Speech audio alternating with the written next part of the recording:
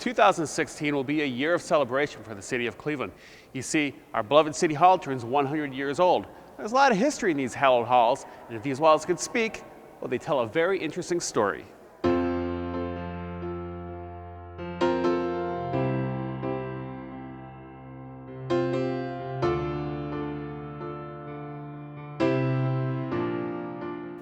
Before finding its home on Lakeside Avenue, city business was conducted in buildings throughout Cleveland. In April of 1802, Cleveland, then known as Cleveland Township, held its first government meeting in a log cabin to elect township officials. In 1875, Cleveland City Hall moved to the Case Block, a commercial building that stood where the public library now stands. City Hall shared the building with a hotel and various stores for about 30 years until plans were presented to Mayor Tom Johnson for a new City Hall complex. The location, design, and architecture of Cleveland City Hall was conceptualized as a part of the Group Plan of 1903.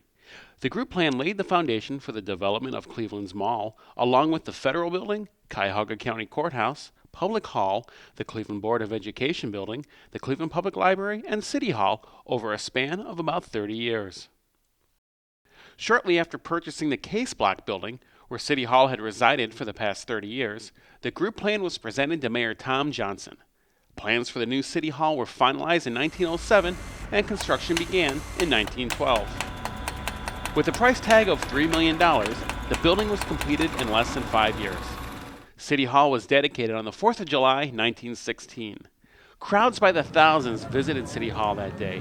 Tours were given by the Boy Scouts, concerts were performed in the lobby, and current Mayor Harry L. Davis was on hand to meet the curious visitors.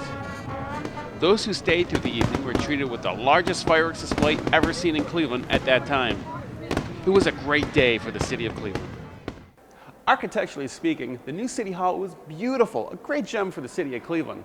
Not only does this building provide a home for the mayor and the city council, it also has offices for city planning, the treasurer, public health, and public safety. The new City Hall was truly a building for the people. Rallies, voter registrations, and even protests were commonplace inside and around the building.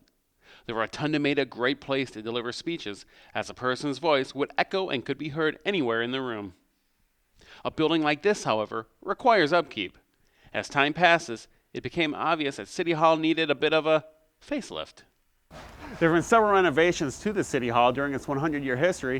In 1951 and 1977, council chamber offices got upgraded, and in 1994, the exterior of the building underwent major restorations. On March 9, 1982, a fire broke out on the 4th floor of City Hall. The fire was quickly contained and no one was injured, though the blaze did about $100,000 worth of damages. The culprit of the fire? A faulty extension cord connected to a coffee maker.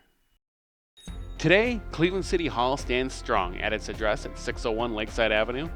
It remains a beacon for its residents and a symbol of how great the city of Cleveland is. A symbol that has stood the test of time for 100 years.